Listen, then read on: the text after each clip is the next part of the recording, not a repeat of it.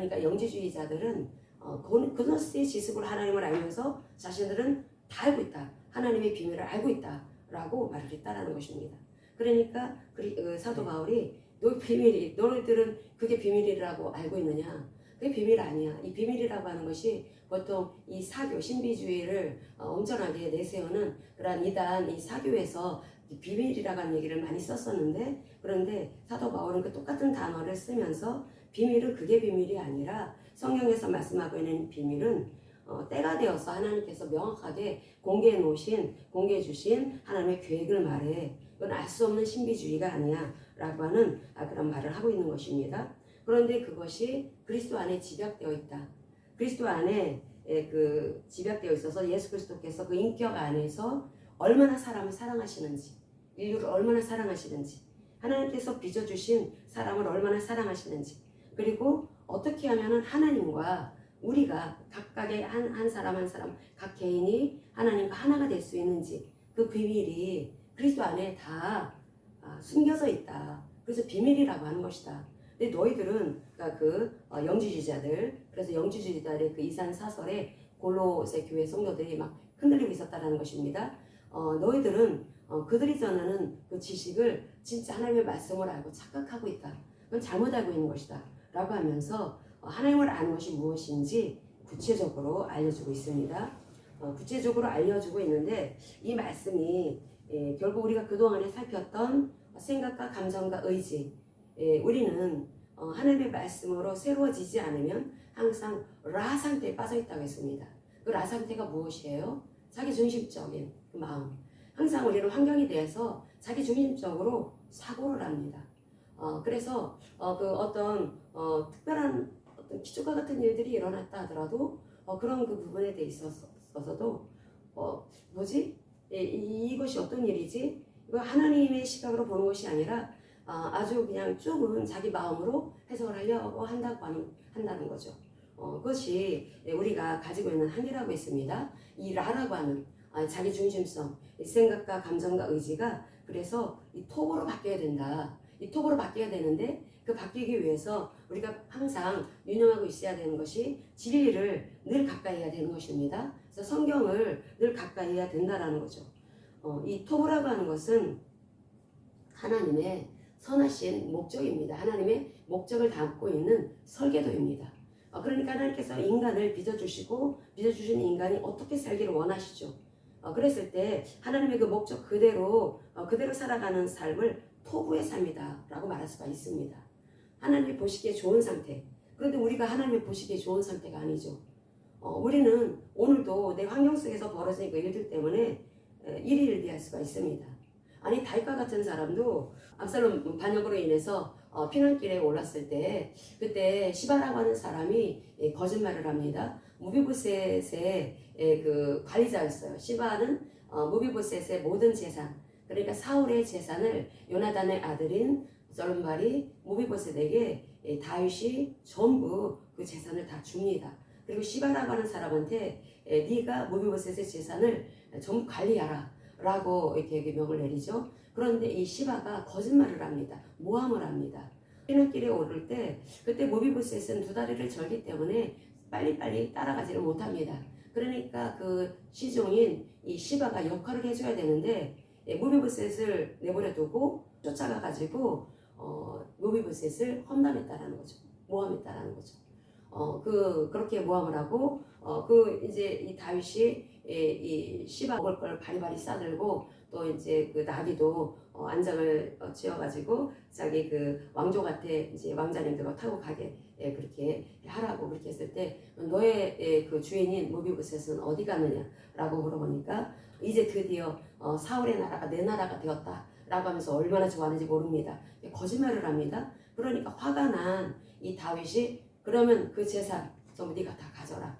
그렇게 그 거짓말에 그냥 마음이 동요가 되어져 가지고 막 그러잖아도 막 속이 뒤집어진 상태, 압살롬의 반역으로 인해서 얼마나 고통스러운 지정이가 되었으니까 천하의 다윗의 지정이라 하더라도 그 생각과 감정과 의지가 완전 쑥대밭이 되었다라는 거죠. 폭탄 맞은 그런 꼴이었다라는 것입니다. 그러니까 그 다윗이 그 시바한테 네가 재산 다 가져라 라고 말을 합니다. 판단 미스죠. 그 제대로 알아보면서 그걸 결정을 해서 이 사람도 말도 들어보고 저 사람 말도 들어봐야 되는데 그렇게 하질 않았습니다. 그리고 황궁할 때 압살롬 이제 그 반역이 처리가 되고 다시 예루살렘으로 황궁을 할 때 그때 여전히 시바가 나옵니다. 시바가 나오는데 거기에 무비보셋도 나오죠. 무비보셋도 나와가지고 수염도 깎지 않고 목욕도 하지 않고 발도 맵신내지 않고 아주 그냥 그 자기 부모가 상당한 그 모습, 아주 초라한 모습, 그 모습으로 그 다윗을 맞이하러 옵니다. 다윗을 맞이하러 왔을 때 다윗이 물어보죠. 너 왜 나 안 가냐? 그랬더니 무비보셋이 시바가 거짓말로 모함을 했습니다. 내가 안장을 지우라고 했더니 자기가 먼저 가서 왕을 만나고 그렇게 나를 모함했던 것입니다. 그러니까 저는 그 시바가 말한 것처럼 그렇게 사울의 나라가 내 나라가 되었다 그렇게 기뻐한 것이 아니라 저는 그 왕을 다윗 왕을 하나님처럼 생각해 왔기 때문에 어쨌든 왕의 처분대로 하기를 원한다. 그러니까 다윗이 어떻게 하냐면 재산을 나눠라 라고 말을 합니다.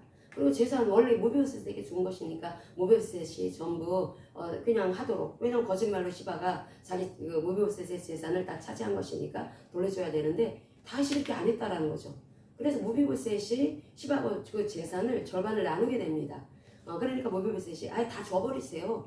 저는 왕이 황궁한 것만으로도 저는 감사하게 생각합니다. 그것으로 족합니다. 라고 하는 말을 했다라는 거죠.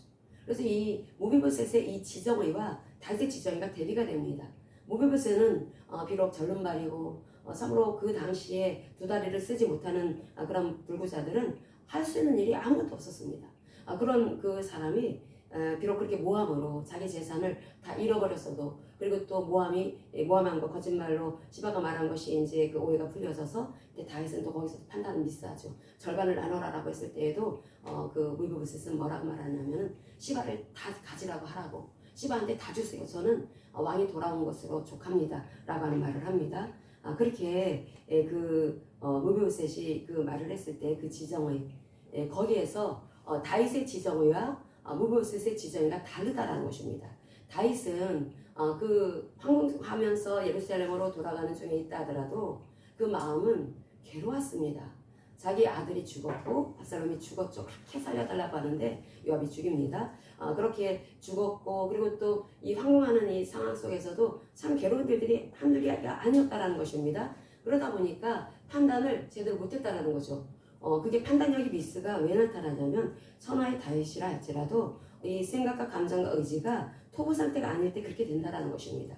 이 토부의 상태는 내 생각과 감정과 의지가 말씀으로 계속 바꿔져 나갈 때, 그럴 때 하나님을 깨달아진다는 것입니다. 하나님의 마음을 알게 되죠.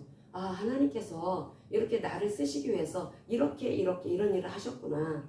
하나님은 어떤 그 헤세드의 하나님이시고 어떤 성품의 하나님이신지, 하나님 또 어떤 능력을 베풀어 주실 수 있는 하나님이신지, 그 하나님을 성경으로만 확인했었는데, 그런데 실제로 정말 그 기적과 같은 그런 그 스치고 지나가는 그 만남, 그런 것들이 그것은 확률적으로도 있을 수 없는, 그거는 뭐 있을 수 없다라는 거죠. 그런 일은 있을 수가 없는 그런 일들이 벌어진 것을 통해서 하나님께서 나 외면하신 게 아니구나.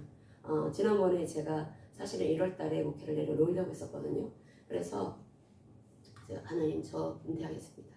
조기 은퇴하겠습니다. 이런 마음을 이제 하나님 앞에 이렇게 그 말씀을 올려드렸었는데, 그때 제가 엄청나게 아팠어요.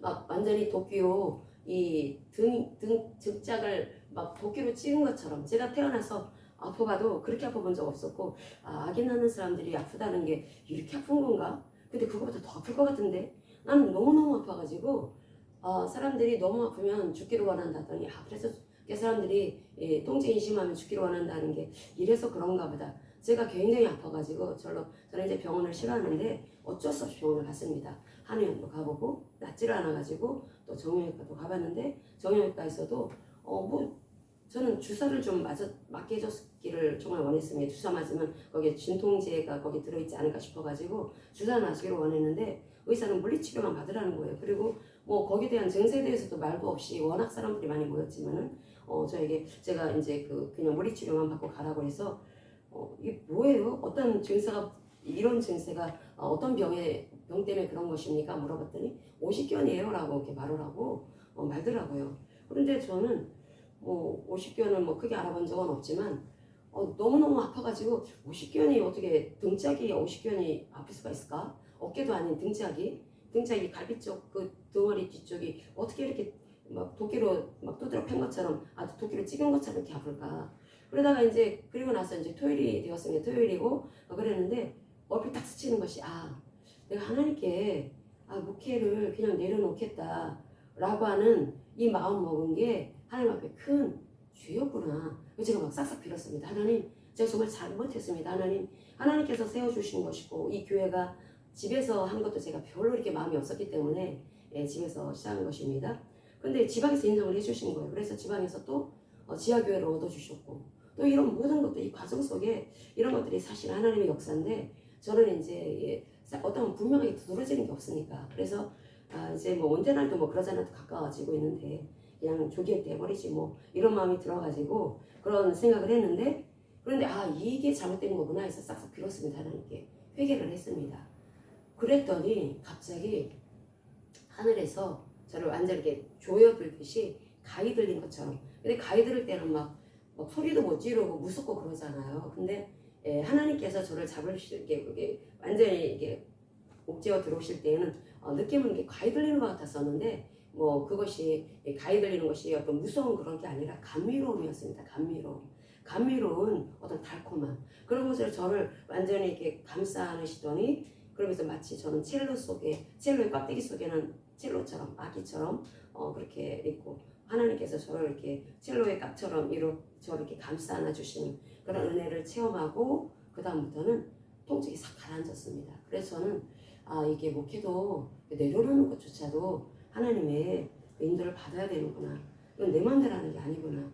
하나님께서 마지막 때에 신부의 영성으로 네가 사역을 해라 라고 해서 이 아빌랴 때레사 그곳에 가서 또 그 은혜를 체험하게 하시고 이렇게 그 하나님의 그 말씀을 20년 이상을 공부하게 하시고 그럼으로써 말씀을 새롭게 깨달아서 들려주게 하는 이 모든 것들이 하나님의 은혜였고 하나님의 뜻이었구나.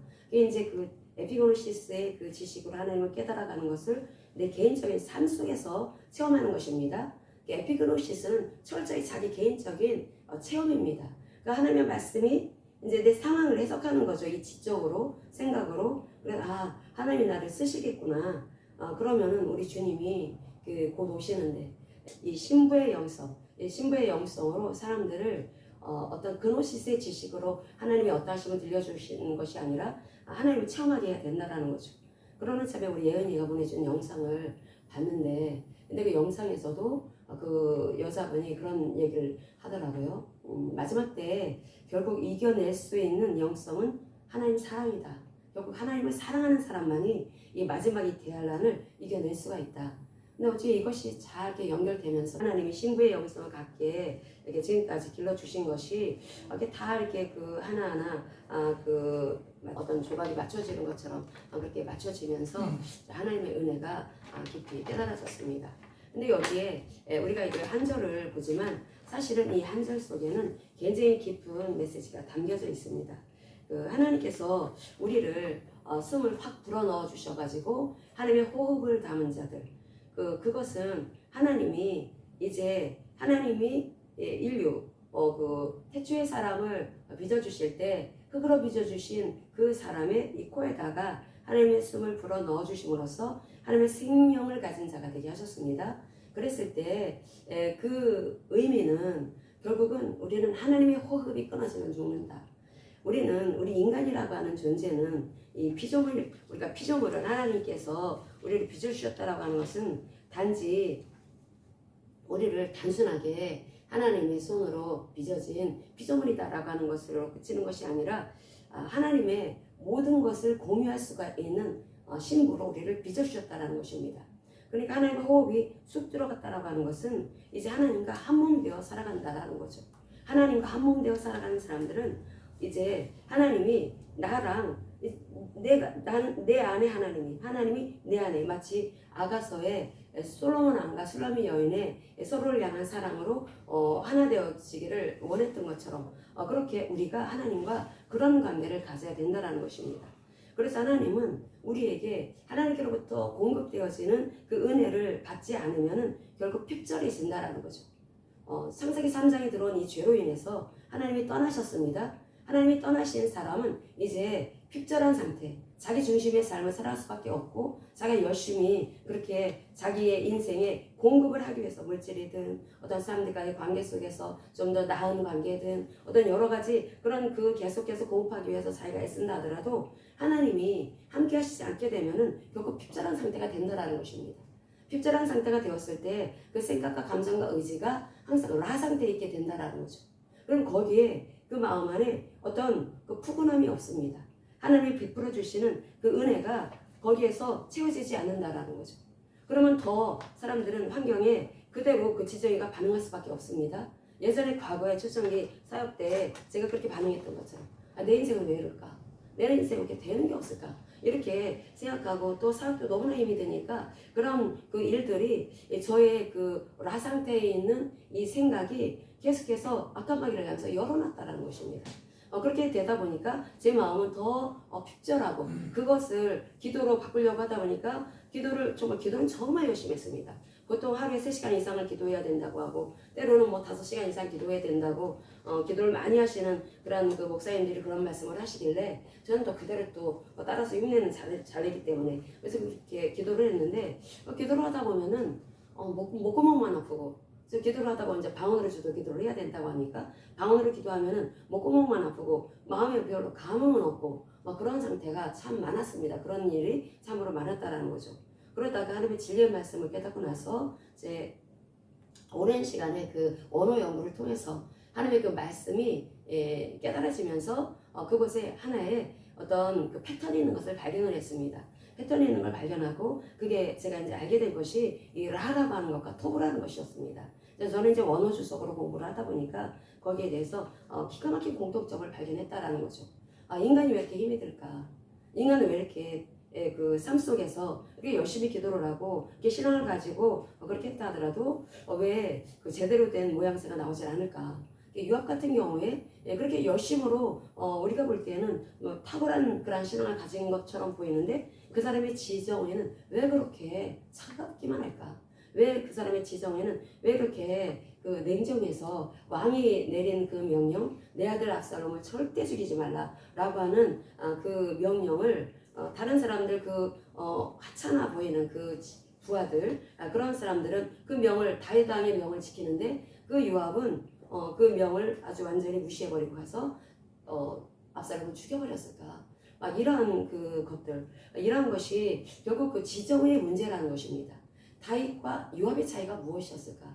다윗은 물론 넘어지기도 하고 실수가 있었지만은 고통 가운데 라 상태가 되기도 했지만은 이 다윗은 자기 인생 속에서 특별히 고난 속에서 하나님을 그 하나님의 은혜를 깨달아라고 해석을 잘했다라는 것입니다.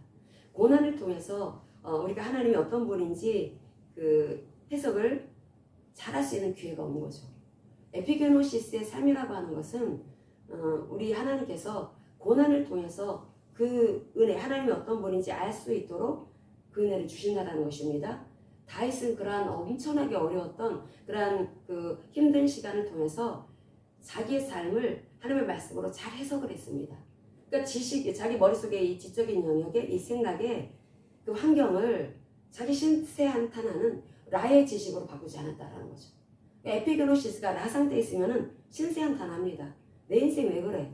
내 인생 왜 이렇게 되는 일이 없어? 이렇게 되겠죠? 근데 다윗은 그렇게 하질 않고 자기가 비록 사울의 칼을 피해서 도망가는 신세가 되었었고 또 심지어 아기스 왕 앞에서 미친 사람 흉내를 내서 그렇게 미친놈 취급을 받았다 하더라도 거기에 대해서 해석하기를 아니 하나님 왜 나를 보호해 주시지도 않는 거야.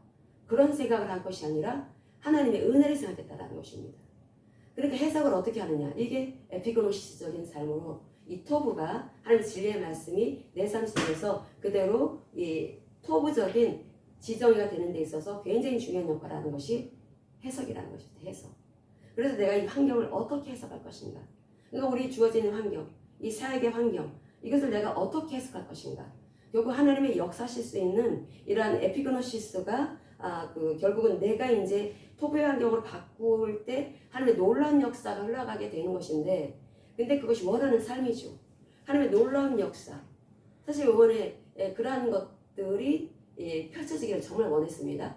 근데 그것이 이것이 이제 저의 에피그노시스적인 이런 지정의 계속 제가 이제 하나님의 말씀을 가지고 내 생각과 감정과 의지를 관리해 나가는 것입니다. 관리해 나아갔을 때 그때 이 토부 저는 하나님의 신부고 주님의 신부고 그리고 성경 말씀 읽으면서 저는 임재 체험을 참 자주 합니다. 하나님의 임재 체험. 그러니까 이 하나님이 지금 삶 가운데 이런 일을 하고 계시는구나. 우리 성도들 가운데 이와 같은 일을 하고 계시는구나. 이것이 우연히 이런 일들이 벌어지는 것이 아니라 하나님께서 지금 나의 지정일을 다루고 계시는구나. 지정일을 다루고 계실 때 그때 이 토부 상태에 하나님 나를 지금 안고 계십니다. 여러분들은 마찬가지죠. 토부 상태에 계신 그 하나님이 나와 어떤 관계 속에 있기를 원하시냐면 내가 항상 그리스도를 중심으로 인해서 항상 해석하기를 원하신다는 거죠. 내가 난 그리스도의 신부니까 그리스도 안에 나는 주님과 생명적인 관계를 갖고 있는 것입니다. 주님 나의 신랑이시고 나는 그분의 신부, 그분은 나의 주인이시고 나는 그분의 종. 그러면 그것은 머릿속 지식이라면 그노시스의 지식이죠. 그거 교만하게 만듭니다. 근데 이것이 에피그노시스의 지식이 되기 위해서는 삶 가운데 내가 환경 속에 이렇게 저렇게 어려운 일들을 만나고 사역 가운데 이렇게 저렇게 어려운 일들을 만날 때 하나님께서 나를 하나님을 더 알으라고 초청하시는 하나님의 초청장이구나, 초대장이구나 라고 하는 것이 깨달아지면서 그 지식이 이제 에피그노시스의 지식화됩니다. 그러니까 항상 기뻐하라 라고 하는 그 말씀이 그게 그노시스의 지식이 아니라 내가 삶 속에서 내가 이렇게 어려움이 있을 때 이런 것을 해석하는 과정 속에서 하나님이 나를 더 깊게 토부가 더 깊어질 수 있도록 인도하시는 너무나 놀라운 은혜구나라고 이렇게 해석을 하니까 이 마음에 엄청난 감동이 임했다라는 거죠. 이 생각이라고 하는 것은 내가 지금 현재 힘든 어떤 일을 만났다 하더라도 해석을 잘해야 된다는 것입니다. 그래서 이 해석을 나의 자기 중심적으로 해석을 하는 것이 아니라 하나님의 시각으로 해석을 한다는 거죠. 왜 이런 일이 벌어졌지? 하나님의 시각으로 해석을 했을 때 그때 내 감정에 평안이 임하게 됩니다. 그게 에피그노시스가 된다는 것이라고 했습니다. 그랬을 때 내 의지는 이제 주님과 하나가 되어졌기 때문에 주님이 주님 거가 내 것이 되는 것이고 주님이 나에게 이제 모든 것을 주시려고 합니다. 하나님은 우리에게 아직 성장하지 않은 상태의 우리에게 마음껏 주실 수가 없습니다. 우리가 주님과 나의 관계가 신랑과 신부의 관계라 할지라도 내가 이 지정이라고 하는 것이 여전히 자기 중심성에 묶여있고 라 상태, 그러니까 이 벌어지는 환경을 가지고 항상 내가 기준이 되어서 판단을 합니다. 왜 이래? 왜 이런 일이 벌어졌어? 그것은 라 상태에 있는 것이다 라고 말씀을 합니다. 그건 어둠의 상태에 있는 것이다. 어둠의 상태에 있을 때 사탄은 의심하게 만듭니다. 계속 그 부분에 대해서 꼬인 생각을 하게 한다는 거죠. 우리가 아무리 좋았던 관계도 하나님과의 관계가 아무리 좋았어도 의심 한번 싹 들어오면 그닥 깨져버립니다. 아무리 서로 사랑했던 어떤 부부관계에 있다 할지라도 의심 한번 싹 들어오면 그닥 깨져버립니다. 의심이라고 하는 게 그렇게 마귀가 쓰는 오해나 의심이라고 하는 것이 가장 마귀가 쓰는 제 1순위라는 거죠. 18번이라는 거죠. 그래서 이 의심이라고 하는 것, 그래서 우리가 이 의심을 허용하면 절대로 안 됩니다. 특별히 공동체 안에서 우리 그 골로새서 2장의 이 말씀은 이 공동체에게 주시는 하나님의 말씀입니다. 바울 사도의 입을 통해서 들려주시는 거죠. 골로새 교회의 성도들이 지금 뿔뿔이 흩어지게 생겼습니다. 공동체가 그리스도의 몸으로서 하나 되어져야 되는데, 그런데 너는 너대로 나는 나대로 지금 그러고 있는 것입니다. 근데 그들은 이단 사설을 베푸는 그 영지주의자들이 온 그 지식에 그대로 완전히 왜곡된 그 진리에 묶였다라는 거죠. 그러니까 너희들 진리를 모르고 있다. 너희들 그리스도가 뭔지 모르고 있다. 그러니까 그리스도를 알기 위해서 너희들은 에피그노시스의 지식으로 그리스도를 알아야 된다. 그게 무엇이냐면 바로 연합의 비밀입니다. 연합. 그래서 우리 그 연합이라고 하는 거, 우리 창세기 2장 24절 보겠습니다. 창세기 2장 24절 같이 읽겠습니다. 이러므로 남자가 부모를 떠나 그의 아내와 합하여 둘이 한 몸을 이룰지로다. 아멘. 서로 돕는 배필이 되어야 된다라고 하는 것이고, 이 부분에 대해서 사도 바울은 에베소서에서 어떻게 표현을 했냐면, 우리 에베소서 5장을 보겠습니다. 31절에서부터 32절까지 보겠습니다. 같이 보겠습니다. 그러므로 사람이 부모를 떠나 그의 아내와 합하여 그 둘이 한 육체가 될지니 이 비밀이 크도다. 나는 그리스도와 교회에 대하여 말하노라. 아멘. 여기서 부부의 관계를 그리스도와 교회의 관계라고 말씀을 하고 있습니다. 그 교회 안에는 성도들이 있죠. 근데 성도들도 각각의 신부들입니다. 각각의 주님의 신부들인데, 저는 저대로, 여러분은 각자 여러분대로 각각 주님의 신부들인데, 그럼 신부들이 주님과 농밀한 그런 그 교제를 한다라는 거죠. 농밀한 교제라고 하는 것은 완전히 나를 오픈한 상태를 말하는 것입니다. 나에게 비밀이 없다라는 것입니다. 나에게 비밀이 없고 나의 생각, 감정, 의지, 그것을 하나님께 완전히 오픈시켰을 때, 그때 하나님의 은혜가 부어집니다. 성령이 역사하십니다. 나의 생각과 감정과 의지는 혼의 영역에 있죠. 그런데 성령은 우리 영혼에 들어와 사시는 영이십니다. 그럼 그 영이 나의 혼에 들어오시도록 하기 위해서는 나의 생각, 감정, 의지가 하나님의 말씀을 향해야 합니다. 하나님의 말씀을 향해야 된다라는 말씀 많이 들었죠. 그러면 우리는 몸을 가지고 오늘도 살아갑니다. 근데 우리는 삶 속에서 오늘 어떤 일을 만날지 모릅니다. 어떤 일을 만날지 모르는데 그 만난 그 환경을 우리는 해석을 합니다. 먼저는 내 생각으로 해석을 하죠. 해석을 할 때 이것을 내 시각으로 해석하지 말고 하나님의 관점에서 해석하라. 그래야 성령께서 역사하신다 라고 말씀을 하신다라는 것입니다. 그러면 내 시각으로, 내 판단으로 해석을 해서 왜 이래요? 왜 이런 일이 벌어졌습니까?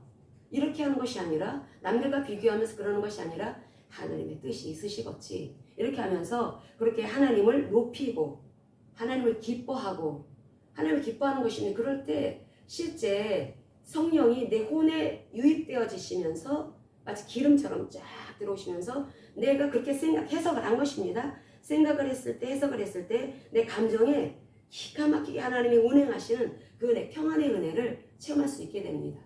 그러면서 내 의지 부분이 어떻게 되냐면 깨달아진다라는 거죠. 아, 이래서 이랬구나. 하나님의 어떤 그 큰 뜻이 있는 거였구나. 하나님의 그 큰 뜻을 깨달아 알면서 나는 이제 작은 라 상태에 갇혀있는 나로 내 인생을 보는 것이 아니라 큰 그림 안에서 하나님의 그 어떤 신부, 그러니까 그리스도 교회의 지체로서, 머리 대신 그리스도의 한 몸을 이루고 있는 하나의 지체로서 나를 바라보게 된다라는 거죠. 그러면 어떤 사람은 팔의 역할, 어떤 사람은 눈의 역할, 어떤 사람은 귀, 코, 이, 손, 발, 심장, 간장, 뭐 이렇게 그 각각의 역할이 있습니다. 그러면 각각의 그 사람들은 하나님과의 관계는 사실은 신랑과 신부의 관계입니다. 그러니까 하나님과 나와의 관계가 날마다 달콤해야 된다는 거죠. 에피고노시스라고 하는 것은 내가 하나님 관점으로 해석하는 것을 말하는 것입니다. 하나님 관점으로 해석을 해갖고 내 생각과 감정과 의지가 계속 말씀을 향하고 하나님을 향할 때, 그럴 때 이 토부 상태, 하나님이 마음껏 활동하실 수가 있는 그런 상태가 되는 것입니다. 그럴 때 그때부터 시작이 된다는 것입니다. 신부의 영성이 이제 나의 이 모든 삶의 파편들, 지난 세월의 모든 삶의 낱낱이 조각조각 흐트러졌던 그런 것들을 모두 각자 인생 속에 그런 거 있지 않습니까? 참으로 험난한 시절들, 각자 겪어왔던 참으로 고통스러운 시련들, 이런 것들이 다들 다 있습니다. 그런 이 파편들이 그리스도 안에서 그리스도가 축이 되어져서 에피그노시스로 하나의 스토리를 만드는 것입니다. 그랬을 때 그때 그것이 하나의 이야기가 된다라는 거죠. 이야기가 되면서 하나님께서 나를 이렇게 신부의 영성으로 마지막 시대에 쓰시기 위해서 하나님께서는 나를 그 참으로 기가 막힌 힘든 그런 시간들을 거쳐오게 하셨구나. 이기적으로 살지 말고, 자기 중심적으로 살지 말고, 그래서 나타나는 것은 그 생각과 감정과 의지가 남들을 괴롭히고 남들에게 상처 주고 남들을 마음을 힘들게 하는 거였구나. 결국은 하나님께서는 이런 이 지정의가 여전히 나는 오늘도 실시간적으로 나타나는데 그것이 나는 토부의 상태에 있구나. 난 신랑한테 안겨 있구나. 신랑이 나를 안고 있다면 하나님의 말씀이 하나님이 나를 안고 계시다면은 나는 이제 더 이상 내 중심으로 이기적으로 자기 중심적으로 자기의 어떤 그 기분에 맞지 않은 그런 환경을 만났을 때 내 지정의가 막 완전 왜곡되어지죠. 그럼 거기에 대해서 막 거기 속사포가 나가게 됩니다. 근데 이런 것들을 우리는 이건 잘못됐다라고 하는 것을 알고 회개를 하고 돌이켜서 회개가 굉장히 중요한 축복의 선물이라고 해서 단추라고 했습니다. 그래서 하나님이 내 안에 들어오셔서 일하실 수가 있도록 십자가로 가져갑니다. 그 지정을 십자가로 가져갈 때 이 토부 상태, 하나님이 일하실 수 있는 이제 드디어 하나님이 신랑으로서 나의 인생을 사용하실 그 첫 단계에 들어가게 된 그런 시점에 왔다라는 것입니다. 바울이 사역을 할 때 바울이 가지고 있던 그 손수건만 갖다 놔도 병든 사람이 낫는 역사가 일어났습니다. 베드로는 지나갈 때 그 침상에 누인 환자들에게 그 베드로의 그림자가 딱 이렇게 스쳐 지나갈 때 병자가 낫는 역사가 일어났습니다. 도대체 어떻게 해서 그런 일이 일어날까? 그게 바로 신부의 영성으로 가능한 일이라는 거죠. 그게 하나님께서 우리를 존재 자체를 바꿔주셨다는 것입니다. 우리 과거 구약의 이스라엘 백성들은 하나님의 말씀을 받았을 뿐이죠. 토라의 말씀을 받았을 뿐입니다. 그것을 통해서 하나님과 언약관계 속에 있어야 했습니다. 다들 실패했습니다. 근데 우리는 십자가 부활의 복음을 통해서 이 피언약관계 속에 있는 예수님의 신부다라고 말씀을 합니다. 그럼 하나님의 신부, 예수 그리스도의 그 신부인데 그 신부라고 하는 것은 존재 자체가 바뀌어진 거라는 것입니다. 나는 존재 자체가 이제 세상 사람이 아니라 주님의 신부다. 주님이 마음껏 사용하실 수가 있는, 그래서 하나님께서 첫사람을 빚어주시고 그 코에다가 하나님의 숨을 훅 하고 불어 넣어주셨던 것처럼 이제 하나님께서는 나에게 그렇게 공급해 주신다는 것입니다.